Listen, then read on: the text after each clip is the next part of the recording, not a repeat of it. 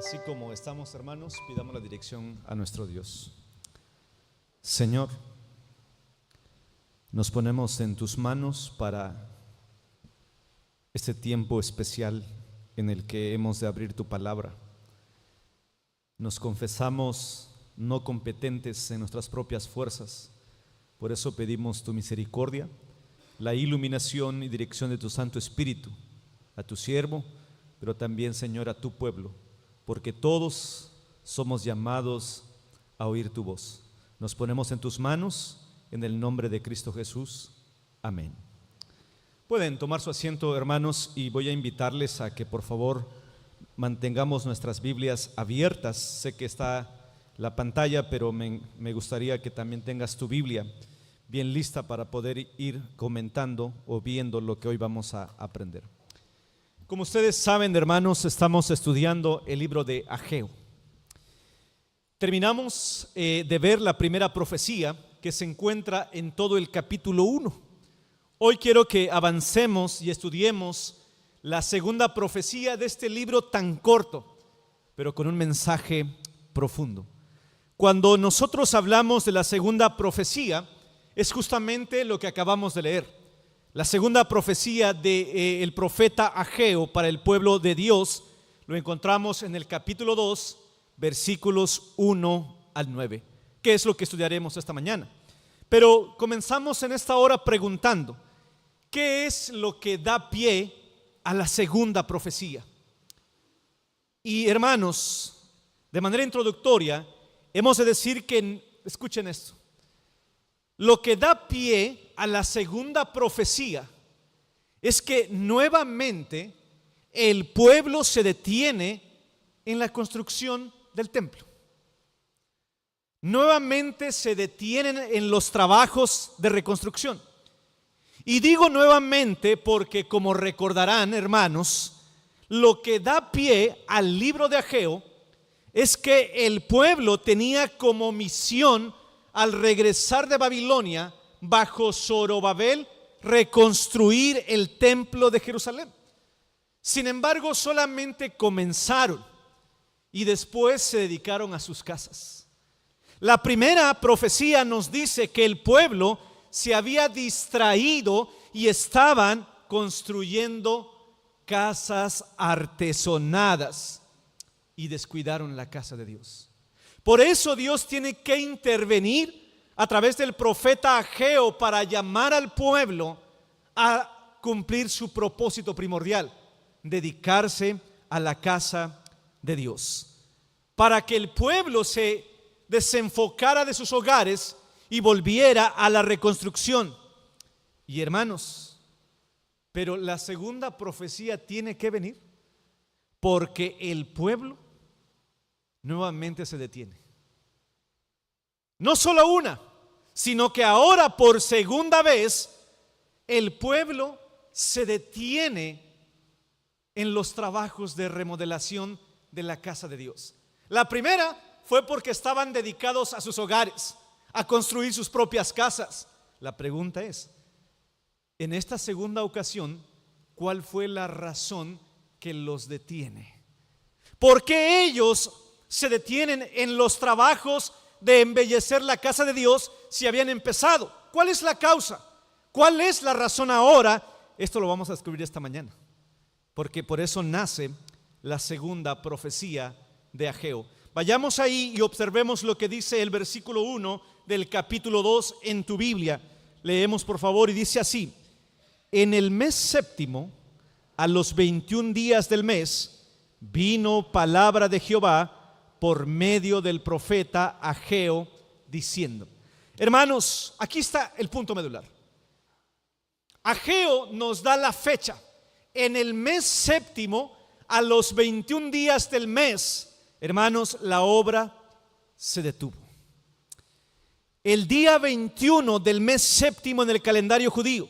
Ahora, para entender la fecha, para saber por qué se dice esta fecha, tenemos que ir al capítulo 1, versículo 14 y 15. Y vayamos por favor allá. Ageo capítulo 1, versículo 14 y 15. Y ponga atención.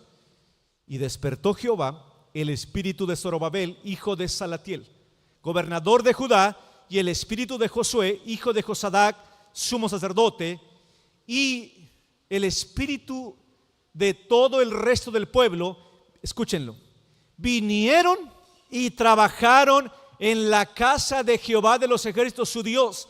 Vean versículo 15, lea fuerte, 1, 2, 3.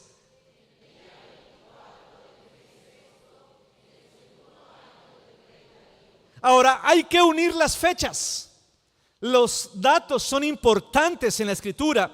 Hermanos, si hacemos números, porque no quiero detenerme, quiero ir rápido, solo había pasado un mes. Solo había pasado un mes después del toque del Espíritu de Dios al pueblo y habían comenzado a trabajar con pasión, con alegría. Después de que el Espíritu tocó sus vidas, dice que todo el pueblo comenzó a trabajar. Pero hermanos, cuando llegamos al capítulo 2, un mes después, comenzaron a haber problemas. Hermanos, un mes nada más. Solo un mes, y me llama la atención, solo un mes fue el tiempo en que bastó para que el pueblo se detuviera otra vez. La vida cristiana es así. Tendemos a comenzar bien, pero luego perdemos el enfoque, nos distraemos y nos detenemos. ¿Cómo comenzó tu vida en el mes de enero? ¿Cómo comenzó tu pasión por la iglesia en el mes de enero? ¿Cómo estará ahorita? ¿Cómo comenzó su motivación y deseo por servir en la vida cristiana? ¿Cómo comenzaron? La pregunta es, ¿cómo estamos hoy? Reitero el tiempo, solo un mes y el pueblo se detiene. Qué fácil nos distraemos. Hermanos, esto no solamente es del pueblo de Jerusalén, los despatriados o los que están regresando para construir una nación. Nos pasa a todos. Vean lo que dice Gálatas capítulo 5 versículo 7.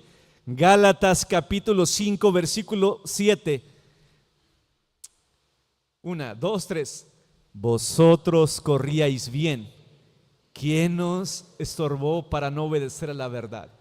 Hermanos, los Gálatas comenzaron bien su carrera cristiana, pero después entra el desánimo, después entran las dudas, después entran muchas otras cosas y comenzamos a desfallecer, a desanimarnos y ya no hacer las cosas como deberían. Hermano, Apocalipsis capítulo 2 versículo 4.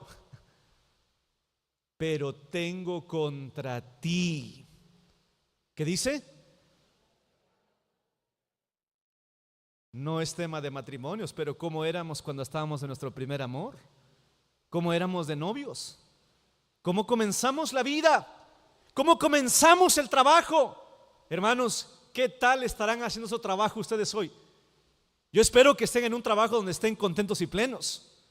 Yo espero que hagan su trabajo como cuando fue el primer día de trabajo, ¿no?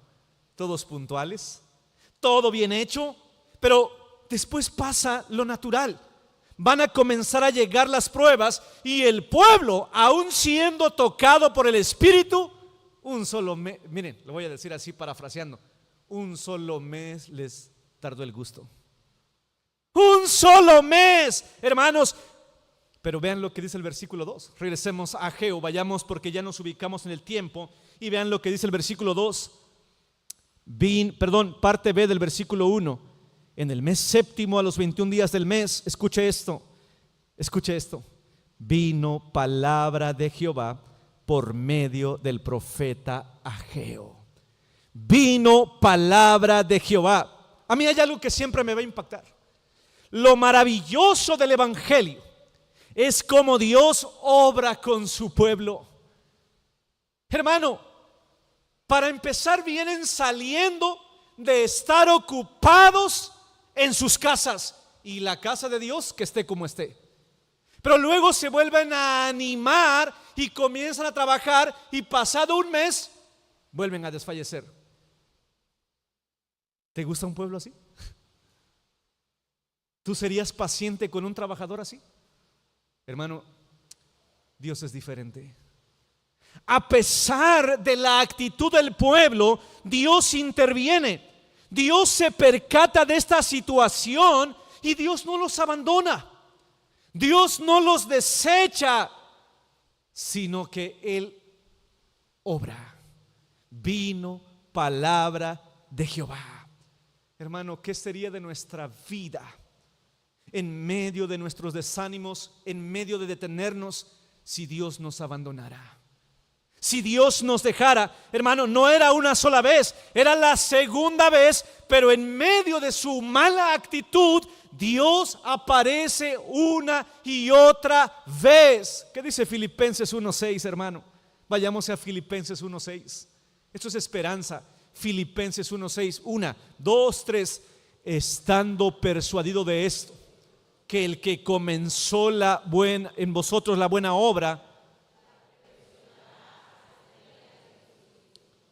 Hermano, Dios no es como un empresario posmoderno que a tu primera falla y tu falta de competencia y tu falta de aptitud te corren, te echan. Hermano, muchas veces nos vamos a desanimar por muchas y múltiples razones. Sin embargo, Dios aparece una y otra vez. Qué bálsamo es a mi corazón cuando aparece la parte B del versículo: vino palabra de Jehová. Hermano, Dios no permanece pasivo a lo que sucede en su pueblo. Dios está al tanto, pero no solamente está al tanto, sino que Él interviene, Él trabaja, hermano, y Él vuelve a aparecer. Y esto nos da pie al versículo 2. Regresemos a Geo, vayamos de la mano con el texto y vean lo que dice el versículo 2. Iglesia, puede leer versículo 2 y 3. 1, 2, 3.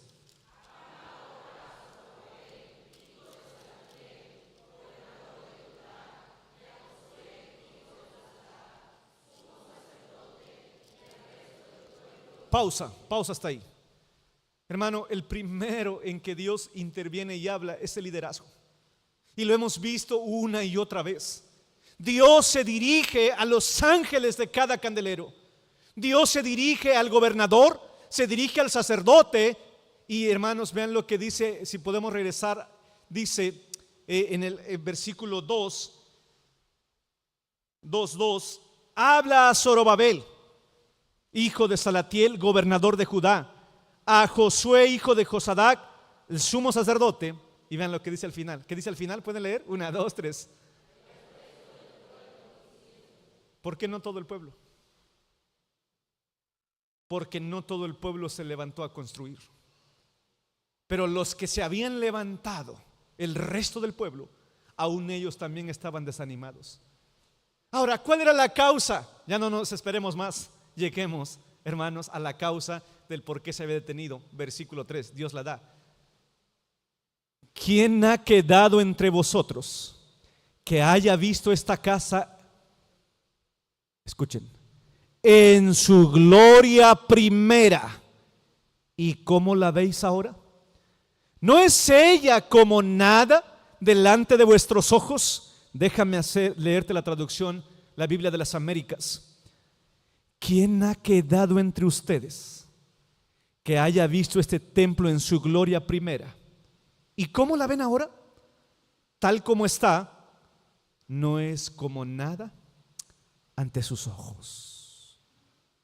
¿Qué hizo que la obra se detuviera después de un mes? Hermano, los recuerdos de aquella casa majestuosa. Cuando ellos están reconstruyendo, viene a la memoria lo que ese templo un día fue. ¿Logran notar eso? Cuando ellos recuerdan lo que el templo fue, su corazón se llena de nostalgia, se llena de tristeza. De manera especial quienes lo habían conocido. Imagínense, hermanos, que todos los que están trabajando, y lo voy a decir de manera digamos prudente, están viejos y jóvenes. Pero cuando están ahí levantando la reconstrucción, de repente los más grandes, por no ser despectivo, porque para mí viejo no es una ofensa, se paran.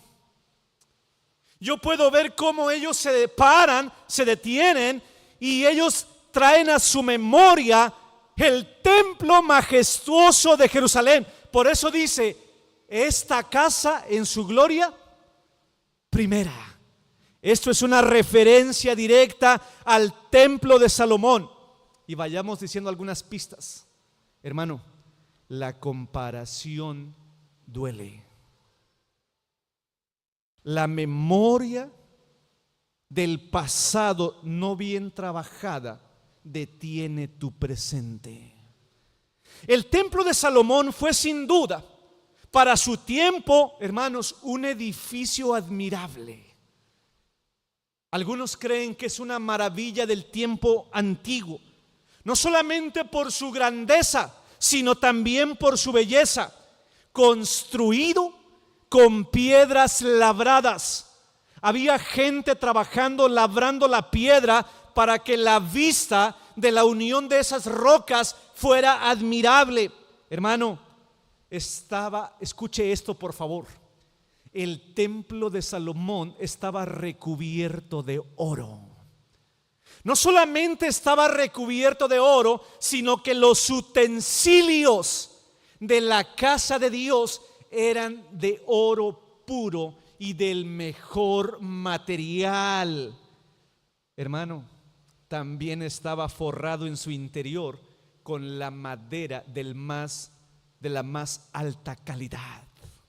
Era un material de madera selecto, de tal manera que cuentan los anales de la historia que cuando alguien podía ver el templo de Jerusalén, se quedaba con la boca abierta, se quedaba admirado al contemplarlo. ¿Qué decir de los que eran dueños, entre comillas, de ese templo? Hermanos, les llenaba de orgullo y decían, qué bonito nos quedó el templo. Hermano, era tan especial que cuando llegó Nabucodonosor, según el segundo libro de Crónicas, capítulo 36, versículo 7, dijo, quemen el templo, pero llévense lo que está adentro. ¿Se acuerdan? De tal manera que era tan impactante los utensilios. Imagínense los utensilios, material de oro, que Nabucodonosor dijo, eso queda bien en mi templo. Se llevaron, quemaron el templo, lo dejaron casi en ruinas, pero lo que tenía en su interior se lo llevaron a Babilonia. Pero cuando los viejos se acordaban de eso, ellos comparaban y decían, esto que estamos levantando no se parece. Hermanos, dos preguntas reflexivas que Dios le hace, y se está dirigiendo a los que están parados llorando de tristeza. ¿Quiénes recuerdan la gloria de esta casa antigua? ¿Se parece la actual? Las comparaciones entre las dos casas tenían que establecerse entre los que estaban reconstruyendo. Los más viejos habían visto el templo de Salomón, habían pasado aproximadamente 66 años y ahora lo que estaban levantando. Pero ellos decían, hermano, no se parece. No se parece en nada. Hermano, aquí ya en este versículo encontramos muchas lecciones y déjame desmenuzarlas rápidamente. Lo que Dios está diciendo, hermanos, es que no podemos vivir de las glorias pasadas. Porque cuando nuestra mente vive de las glorias pasadas, nos lleva a la nostalgia. Pero sobre todo, lo más grave es que nos desliga del presente. Hermano, la ansiedad es exceso de presente, pero la depresión es exceso de pasado. Mucha gente sigue arraigada queriendo vivir lo que fue en el pasado, pero eso nos detiene. nos hace perder el enfoque. Hermano, vivir del pasado nos lleva a la tristeza y al añoro de lo que fue. Pero sobre todo, si tú persistes en eso, te vas a desanimar. Te vas a desanimar. Y hermanos, esto es lo que está pasando aquí.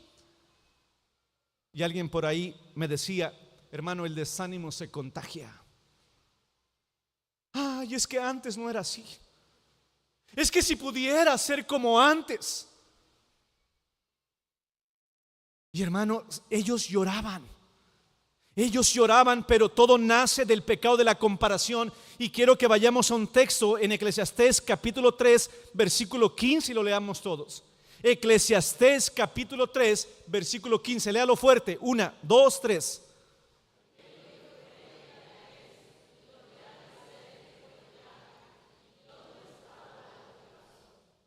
Hagamos a Dios presente en nuestro pasado. No es el enfoque del pasaje, pero valga la redundancia para decir que hay mucha gente hoy sumida en la depresión. Y tiene que ver con vivir ese pasado y querer volver a vivir como eso. Pero escucha lo que dice el texto, hermano: soltemos muchas cosas. Lo que fue, ya es.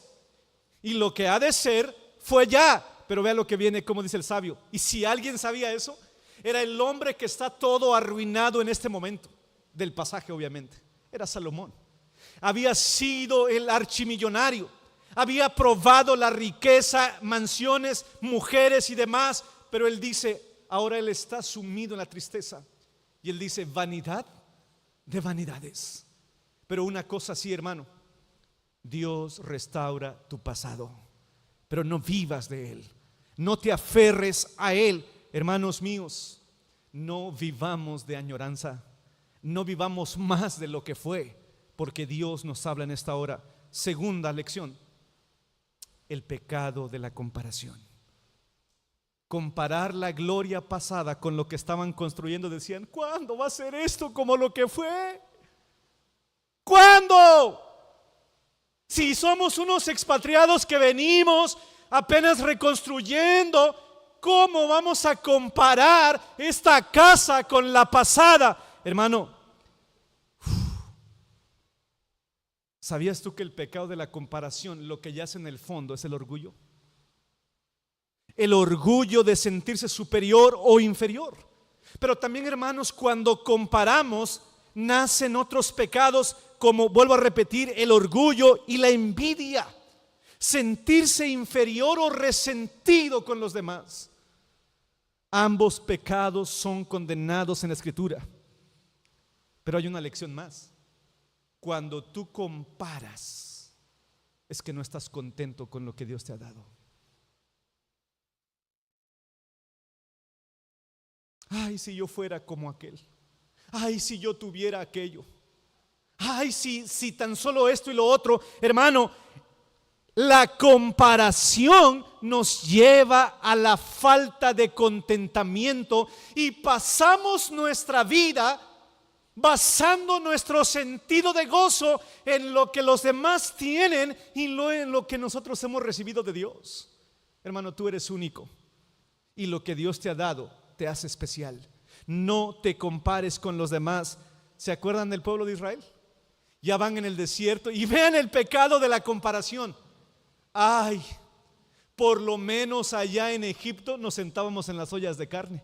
Y mira aquí, en el desierto ya nos cansamos de comer maná y codornices. Ojalá pudiéramos regresar allá. Comparación. La comparación te detiene, pero sobre todo manifiesta un corazón descontento, y eso atenta contra el carácter de Dios. Lo que hoy tienes es lo que Dios ha escogido para ti. Hermano, hay un pasaje fuertísimo en el Antiguo Testamento que no me gustaría que nadie se etiquete ahí: los hijos de Coré. Hermano, escucha lo que está pasando. Vivir de la añoranza y la comparación nos lleva, mis amados hermanos, a la rebelión. Porque cuando el pueblo se detuvo y no siguió construyendo, en realidad está desobedeciendo al mandato de Dios. Y los hijos de Coré compararon a Moisés y Aarón, buscando igualar su autoridad, y terminaron rebelándose contra Dios. Eso es lo que está pasando aquí. Comparar la gloria del templo de Salomón o la gloria primera con lo que están reconstruyendo. Pero déjame ir a la última lección de este versículo. Quiero que me acompañen, por favor, al libro de Esdras. Y vamos a ponernos de pie. Libro de Esdras, capítulo 3, versículo 11. Pónganse de pie. Libro de Esdras, capítulo 3, versículo 11. Vamos a leerlo despacio y quiero que noten eso. Lean conmigo, 1, 2, 3. Y cantaban, alabando y dando gracias a Jehová, diciendo: porque Él es bueno, para siempre es su misericordia sobre Israel. Y todo el pueblo aclamaba con gran júbilo a Jehová, porque echaban los cimientos de la casa de Jehová. Versículo 12. Y muchos de los sacerdotes, de los levitas y de los jefes de casas paternas, ancianos que habían visto la casa primera, viendo echar los cimientos de esta casa, lloraban en alta voz, mientras muchos otros daban grandes gritos de alegría. Puedes sentarte.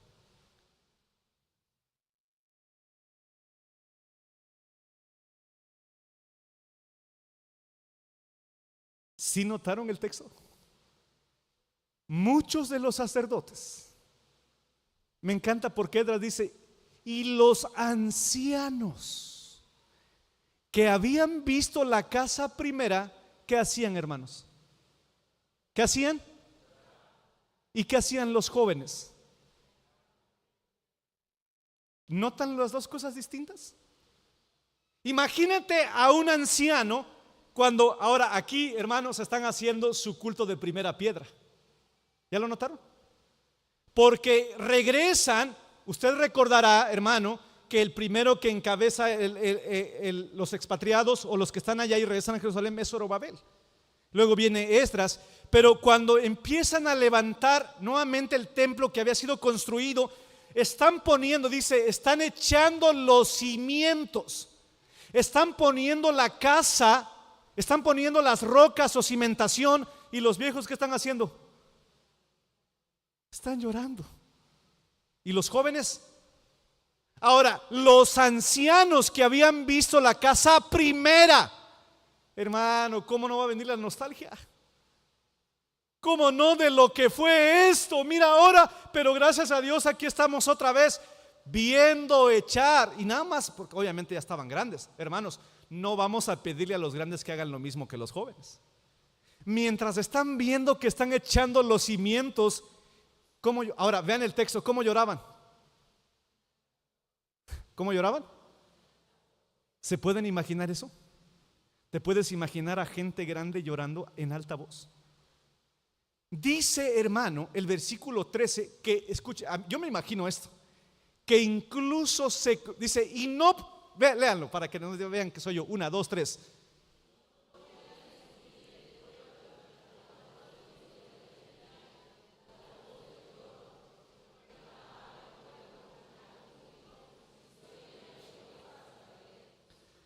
¿Logran imaginarse ustedes un ruido de llanto y grito? Unos lloraban de nostalgia y tristeza. Pero, hermanos, seamos sinceros, los jóvenes no habían visto ese templo. ¿Ustedes creen que los jóvenes tenían problema con la nostalgia? ¿Cómo van a tener problema con la nostalgia si no habían visto nada? ¿Ellos qué hacían? Oye, abuelo, ¿por qué estás llorando? Pues ya lo estamos levantando. ¿Ellos qué hacían? ¿Qué hacen los jóvenes? ¿Qué hacen los jóvenes? Gritar. Gritar. Ahora, ¿sabes qué encuentro yo aquí? Una brecha generacional. Una brecha generacional Mientras los jóvenes quieren seguir construyendo, los viejos están llorando. Y eso detiene la obra de Dios. Yo hoy quiero decirte que Dios nos dice, ni todo, escuchen esto, este es un principio fundamental, ni todo lo viejo es bueno, ni todo lo nuevo es malo. Porque el Señor nos dice aquí, no, hermano, nosotros tenemos que hacer equipo. No tenemos que pelear los viejos contra los jóvenes, pero parece que hoy en día hay una brecha generacional. Pareciera ser que los únicos que tienen la razón son los viejos. Pareciera que los jóvenes no tienen nada bueno que decir. Pero también los jóvenes, hermano, hoy vivimos en medio de una cultura que se quiere desprender de todo lo que implique experiencia o conservador. ¿No es cierto? El día de hoy vivimos en una cultura, en una generación donde, tú ya eres viejito, tú, hasta decimos, tú ya eres de la época de él. ¿Qué vas a saber? Bien que lo saben, ¿verdad? ¿Qué vas a saber tú? ¿Qué vas a saber tú si ni habías nacido? Mira, yo ya tengo la IA. Yo ya tengo un montón de información. Hermano, Satanás le encanta dividir. Satanás, hermano, se especializa no en aparecer de afuera, sino en poner una bomba de tiempo en el interior. Es decir, nos quiere dividir. Hermano, debemos dar gracias a Dios porque esta iglesia está compuesta de viejos y de jóvenes. A mí me encantaría que al terminar el culto tú vayas con un viejo y le digas, estamos en el mismo barco. Obviamente hay formas de pensar distintas, pero no es cierto que hoy en día lo que hoy reclamamos es que hoy ya ni saludan, ¿no? Hoy ya ni saludan. Antes, ¿cómo hacías para saludar? Te agachabas. Yo me acuerdo que nos enseñaban allá en mi pueblo, espero no, nos decían que a todos los demás había que decirles tíos, ¿no? O abuelitos. Pero hermano, también los viejos necesitan aprender de los jóvenes. La gloria de los viejos está en su cabello blanco. Y lo exagero. Eso significa experiencia. Jóvenes, escuchen a los grandes. Pero también grandes o ancianos, escuchen a los jóvenes. Porque la gloria de los jóvenes está en su ¿qué? En su fuerza. Hermanos, no peleemos entre viejos y grandes. No dejemos que imperen las edades. Porque ¿saben qué es lo más duro? Que cuando nos ocupamos en pleitos generacionales, la obra de Dios se detiene y hay alguien que ríe, hay alguien que da voces de alegría, y ese es Satanás. Y Dios tiene que aparecer para decir, somos un equipo. Hermanos ancianos, lo decía la hermana Brenda ayer en la reunión de varones. Ella decía, somos una familia. Y en una familia los grandes apoyan a los jóvenes y los jóvenes obedecen a los grandes. Honra a tu padre y a tu madre, porque ese es el primer mandamiento con promesa. Padres, no provoquéis a ira a vuestros jóvenes. Las edades, hermano, no son una razón para pelear. Yo hago un llamado a que como iglesia, hermanos, a mí me encanta verlos y siempre me encanta poner desafíos. ¿Saben que el último domingo vamos a tener aniversario por los jóvenes? Los jóvenes necesitan tanto de nosotros, hermanos grandes. Es que nosotros en nuestra sociedad no era así. ¿Qué me vas a hablar del esfuerzo cristiano hace 20 años? No lo dudo. Hace 20 años el esfuerzo cristiano, hermano, yo fui de parte de esa generación. Pero hermano, no te quedes en la gloria pasada. Ve hoy los desafíos que los jóvenes tienen. Abrázalos. ¿Sabes qué dice Pablo a Timoteo? Trata a las ancianas y ancianos como a madre y padre. ¿Cuándo van a ver ustedes que se acerca alguien? Yo sé que conmigo lo hacen muchos y agradezco al Señor. Pero jóvenes, vean cuántos hermanos con experiencia hay aquí. ¿Se acercan ustedes? Hermanos adultos, para lograr una unidad generacional se requiere humildad. se requiere amor y sobre todo recordar que estamos en un mismo equipo, porque si no, la obra se detiene. Versículo 4 y 5, regresemos a Ageo. Vean cómo Dios trata a los que están llenos de nostalgia y de tristeza. Pues ahora, Zorobabel, esfuérzate, dice Jehová. Esfuérzate también, Josué, hijo de Josadac, sumo sacerdote, y cobrad ánimo, pueblo todo de la tierra, dice Jehová. Escuchen, iglesia, trabajad, porque yo estoy con vosotros, dice Jehová de los ejércitos. Me encantan las triadas en la Biblia. Ahora pues permanece la fe, la esperanza y el amor, triada, pero el mayor de estos es el amor. Yo les quiero dar la receta bíblica para la nostalgia y el desánimo de aquellos que viven de las glorias pasadas. Esfuérzate, cobra ánimo, porque yo estoy contigo. ¿Cuál sería la triada? Esfuérzate, trabaja, porque yo estoy contigo. Hermano, Dios no nos desecha. A pesar de nuestra actitud, que se ha detenido el trabajo de la obra, Dios pudo haber exterminado a esa generación, pero me encanta cómo Dios trata y trabaja con aquellos que hoy por causas se han detenido y dicen: yo mejor ya no voy a servir en la iglesia, yo mejor de lejitos. Y te vas enfriando, de tal manera que hoy ya no quieres que te nombren en nada y te detienes. Tal vez sea por tu tristeza, tal vez sea por las heridas del pasado, pero no solamente a nivel eclesiástico, sino en tu vida, hermano. Porque en mi caminar con ustedes me toca ver que muchos nos hemos detenido. Pero ¿sabes cuál es la respuesta de Dios? Esfuérzate. Esfuérzate. La palabra significa párate con firmeza. No se trata solamente de manera física, sino de determinación, de resistencia, de perseverancia. El que perseverare hasta el fin, ese será salvo. Hermano, implica levantarte.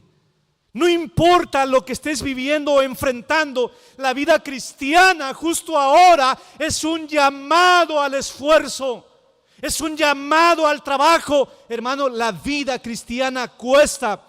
Perseverar en la fe implica esfuerzo, no es fácil, hermano. Pero este es el llamado de Dios todo el tiempo. Josué 1:8, ¿lo podrás decir de memoria? Mira que te mando que te esfuerces, que seas, no temas ni desmayes, porque Jehová tu Dios está contigo. Hermanos de nuestra amada iglesia, esforcémonos. El trabajo del Señor implica esfuerzo. Pero número 2, trabaja. Trabaja. No te quedes pensando, no te quedes en el pasado. Manos a la obra. En lo que requiere diligencia, háganlo con diligencia y no perezoso. Hermano, yo no sé qué te esté deteniendo, pero el llamado de Dios hoy es: trabaja. Manos a la obra, reconstruye mi casa. No te detengas. El llamado de Dios a tu vida en este instante es: trabaja, cobra ánimo. Ahora, esto no es, hermano, echeleganismo. Esto no es psicología moderna. Hermano, esto es lo que Dios nos pide. ¿Y sabes cuál es el aliciente más importante para pararte de tu tristeza, de tu desánimo, de tu añoro y nostalgia? Toma fuerza, haz las cosas, porque no estás solo, porque yo estoy contigo. Hermano, Dios no le pide a Josué que se esfuerce en sus propias fuerzas, sino que confíe en la presencia de Dios. Yo estaré contigo, no te dejaré ni te voy a dejar desamparado. Hermano, ¿qué es lo último que Jesucristo dijo antes de ascender al cielo? Y escúchalo bien, corazón desanimado, corazón triste, lleno de nostalgia: yo estaré con ustedes todos los días hasta el fin del mundo. Nuestra fuerza radica en la presencia de Dios y en la promesa de su Santo Espíritu. Lee conmigo, por favor, el versículo 5. Lee conmigo el versículo 5, hermano, con toda tu fuerza. 1, 2, 3.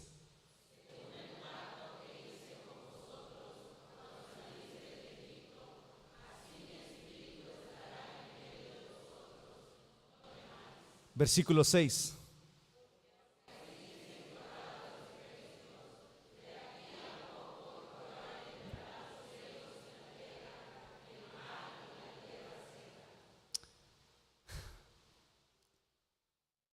Aquí está el principio medular.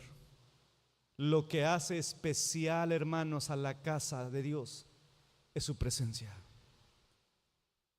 Ellos estaban enfocando en la gloria y la majestuosidad del templo de Salomón. Pero Dios les recuerda y les dice: ¿saben por qué fue glorioso ese templo?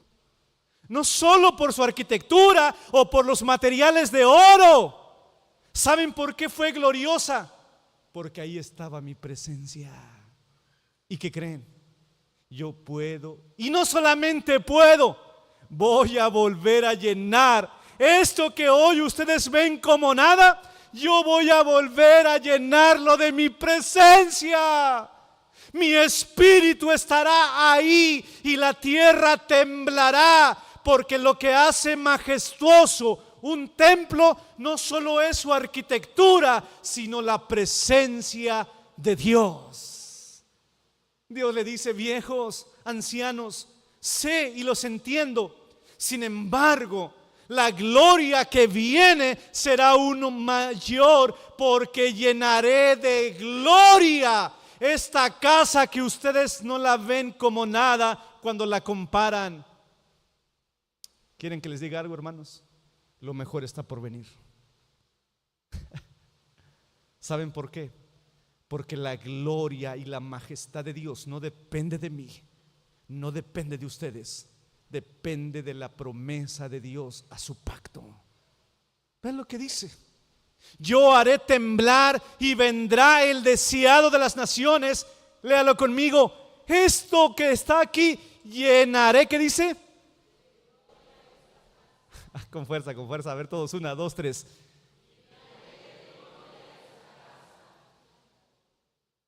Llenaré de gloria esto que ustedes hoy están despreciando. Yo lo voy a llenar. ¿Y quieres ver cómo termina el pasaje? Fíjate, hermano, lo que dice el versículo 9. Versículo 9. La gloria postrera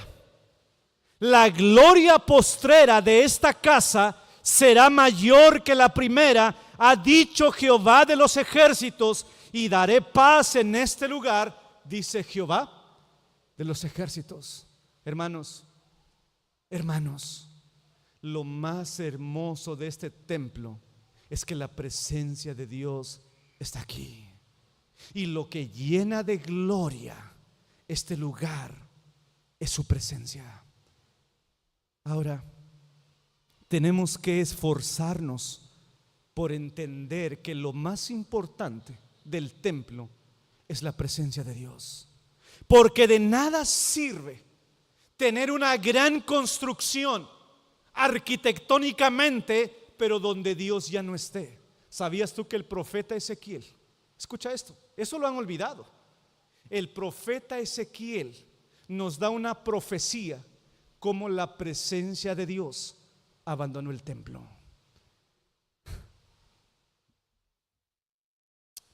Ese es mi mayor temor, un lugar donde Dios ya no esté. Porque Ezequiel capítulo 10, versículo 4, 18 y 19 dice que vinieron los querubines en un carruaje. Y hermanos, el atrio se llenó de resplandor de la gloria de Jehová, y la casa fue llena de nube, pero en ese momento la presencia de Dios fue quitada. Hermano, lo más importante de un lugar de reunión es que Dios esté ahí. Porque donde Dios ya no esté, dice la palabra: iglesia, tienes apariencia de estar vivo, pero en realidad estás muerto. ¿Sabes por qué? Porque la presencia de Dios ya no estará ahí. Alguien dirá para cerrar, bueno, pastor, entonces no importa la construcción. Si lo más importante es la gloria de Jehová, la presencia de Dios, no importa lo que sea, es lo que está enseñando. Dios le dice, ese templo no va a ser como el de Salomón, pero lo más hermoso es que va a ser más glorioso, porque la presencia a través de Jesucristo, nuestro tabernáculo, nuestro templo, será mejor. Entonces ya dejemos la construcción en paz. No, hermanos. Vean lo que dice el versículo 8. Léanlo conmigo. 1, 2, 3.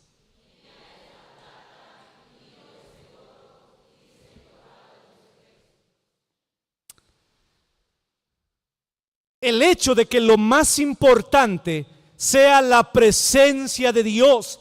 Lo más glorioso de una construcción es la presencia de Dios en Cristo. Pero esta realidad no debe llevarnos a construir cualquier cosa, so pretexto que lo que más importa es la gloria de Dios que llena esa habitación.